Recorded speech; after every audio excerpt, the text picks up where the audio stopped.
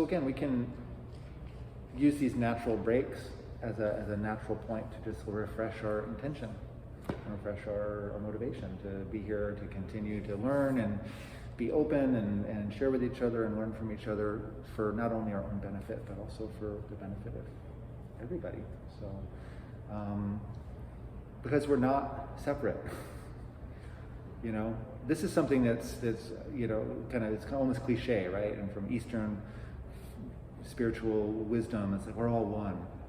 Just be one with the universe, right? And it's like, well, that's not very helpful, you know, guidance for how to live, but it's actually it's actually true that we're all, if not necessarily one in the sense of, you know, just one thing, because that doesn't make any sense, right? There's so many different people and things happening, but we're all connected and we're all interrelated. And, you know, there's the concept of like the butterfly effect. Like a butterfly can flap its wings and, you know, in Hawaii and cause a, you know, storm in the shores of Scotland, you know, eventually. So like the laws of cause and effect are far-reaching, you know, throughout the entire universe. There's the metaphor that they use in the Hindu tradition of the net, the jeweled net of Indra. Have you heard of that? So it's sort of, it's like the universe is this great webbed net, and just on each point of connection there's these jewels, and like if you touch one, it radiates out vibrations to everything else, you know. So by setting this positive intention, like may we do this today and this weekend for the benefit of not only ourselves but all beings. All beings are hearing that in some way right now and experiencing that wish, you know, that aspiration. So it's really we are sending out a positive, little drop of positivity into the world, you know, and it is meaningful and it does make a difference, even if we don't consciously experience it or see it, even if we look at the news and say like it's all going to shit. What can I do? You know, it's all just getting worse, but it does matter. It does matter. And in fact, I believe that it's even more powerful the shittier it gets, you know, because it offers that counterpoint, you know, that counterbalance. And so to, you know, authentically, not just covering things up and pretending, but authentically wishing, like, you know, may all beings be happy, may all beings be free from suffering through whatever I can contribute to the world, then it makes a difference. So, that being said, let's go ahead and dive back in. So, creating the trance. Now, I alluded to before that we're really not creating anything necessarily, that actually we're just tapping into our natural capacity, and that we're already, in a way, we're already kind of there. So, it's really about then the willingness of the subject to just be open to the suggestions of the person who's facilitating or guiding. That's all that we need. Like people ask, like, well, you know, aren't there some people who can't be hypnotized? Absolutely not.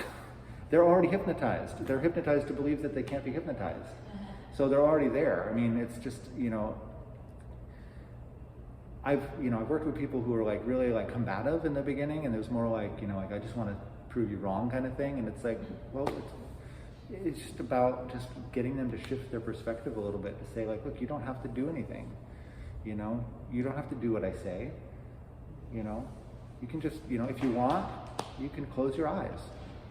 And if you want, you can start to relax your eyes. And when you start feeling that relaxation, just notice that relaxation moving up over your head, if you want to. and so when that person shifted then to being like, oh, okay, well, he's not telling me to do anything I don't want to do. And I'd be kind of a jerk if I was like saying like, screw you, I'm not going to relax. No, I'm not going to relax my eyes.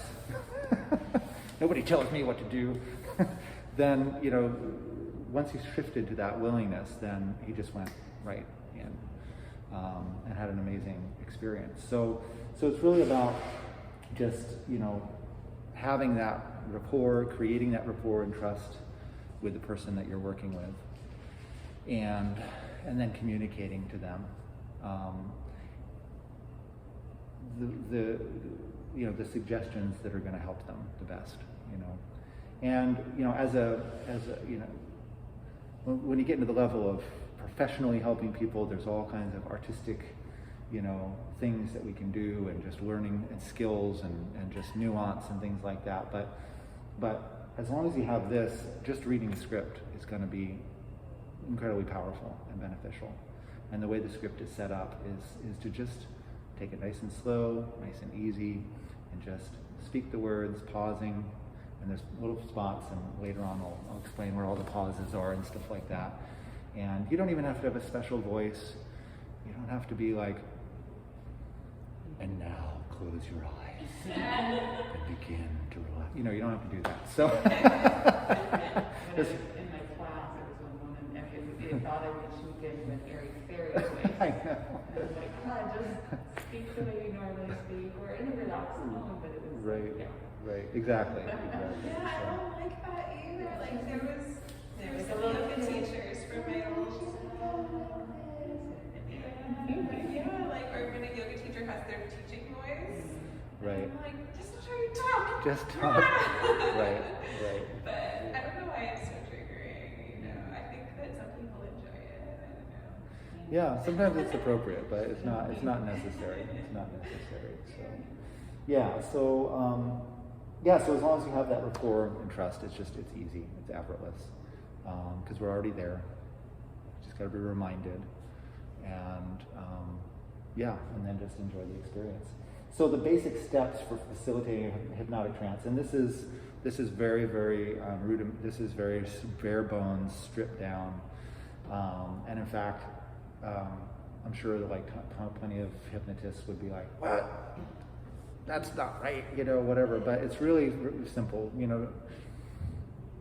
And even this, we don't even really need to do this. But for the purposes of what we're going to do here today, you just ask somebody to close their eyes. That's all. That's it. Just close your eyes, and then just instruct them to begin to relax. And you'll see in the script when we get there that there's more suggestions for how that's happening, and just allow the person some time to experience that. And that's it. That's it for step one. Okay. What's Catalypsy is the inability to move, right? So it's the kind of frozen. And this is optional here. But if you want to try it, it's basically you're just saying to the person, and there's a script in here. You don't have to come up with anything on your own. You're basically saying, so your eyes are now so relaxed, feeling so good being closed, that even if you were to try to open them, they just wouldn't open. They just wouldn't open because they feel so good being closed. So don't take my word for it. Just go ahead and give them a little check. Try to open your eyes and find that you cannot. And so when the person can't open their eyes, that's called eye catalepsy, and that's a sign that they're following your suggestions.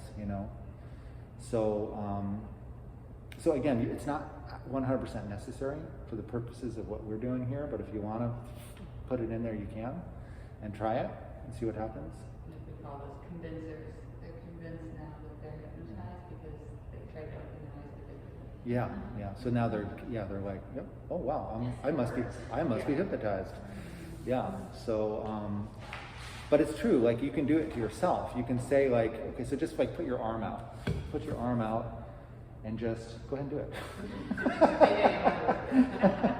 Put your arm out, and now just imagine that there's an iron bar that goes like a rebar, goes from your shoulder all the way out to your wrist.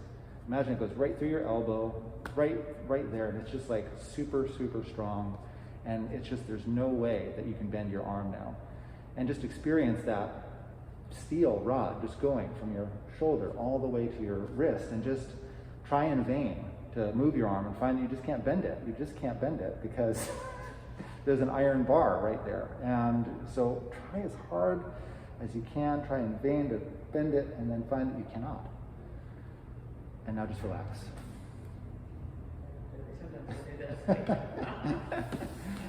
And what was that like? Well, I mean, I knew I could actually Of course. put my arm I wanted. Of course you could. Like, yeah, okay, here's rebar. Right. It's not beneficial. Right, exactly. So it's a matter of just a suggestion, and following the suggestion. And there's all kinds of wonderful convincers that we can do, but we don't really have to do them here. We're just bare bones, very simple, very easy, and just letting it be effortless.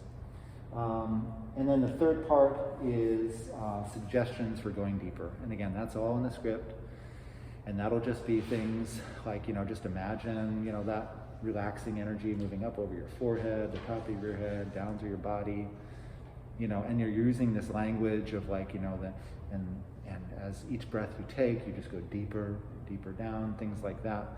And you're just, you're setting up the conditions again for each time a person follows your suggestion, it makes it more likely for them to follow the next one and the next one and the next one. And they just respond by just simply going into a very deep trance. And that's really it. Anybody think that it should be more complicated than that? Anybody like, no, it can't be that easy?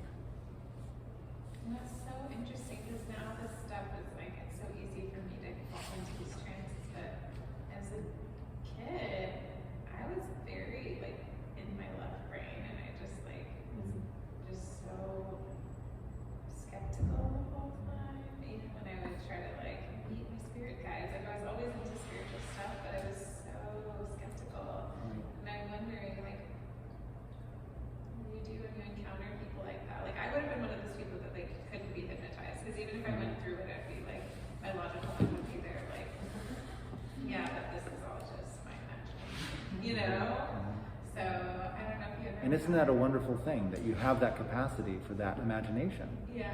And I wouldn't it see be, that now. yeah. And what would it be like to just simply imagine yourself now in a place where you can just experience just the deepest state of trance for you, or something like that. You just use that, you start using, and that's of course outside the scope of this course, but you just listen to where the person's at and where they're coming from, and then you just find a way to just move it, rather than going like, oh no, it's not what I expected, or shit, they opened their eyes.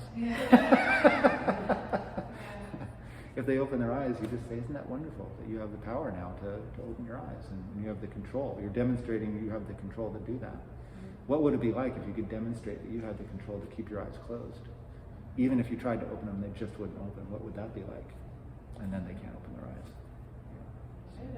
When I first took the training, sometimes I thought, I just jumped into it, but sometimes I'm like, I'm just saying words. Yeah, And right. then like, how am I changing or transforming people's lives with just words, whether they, but then as we work in the subconscious and things that would come out and their belief system and where it came from, so that was really fascinating to like, okay, Right. like it's changing their perception of what they thought happened or the Exactly. way they believed it happened. Exactly. So, And it's words are powerful. I mean, we make up our whole reality with words. That's how our limiting beliefs are all words, right? I can do this, I can't do that. I'm good enough, I'm not good enough. They're just words. They're just words. Yeah, our whole, everything's in language. Yeah. So cool. So what to expect? What do we expect in the trance state? And we've all experienced it here at least a little bit in meditation, and we have talked about our personal experiences of how we experience maybe hypnosis on a daily basis in our regular lives. But in this therapeutic setting, there's some different possibilities of how we might experience it. And one of the ways a lot of people say is like their body feels very heavy and very relaxed, maybe very warm, tingly, or maybe it feels very light and very floaty. Or maybe people, will say that they feel very dissociated. It's like, I feel like I don't even have a body. That can be very common. Or people can just feel absolutely nothing at all. And just feel like, what the hell is going on here?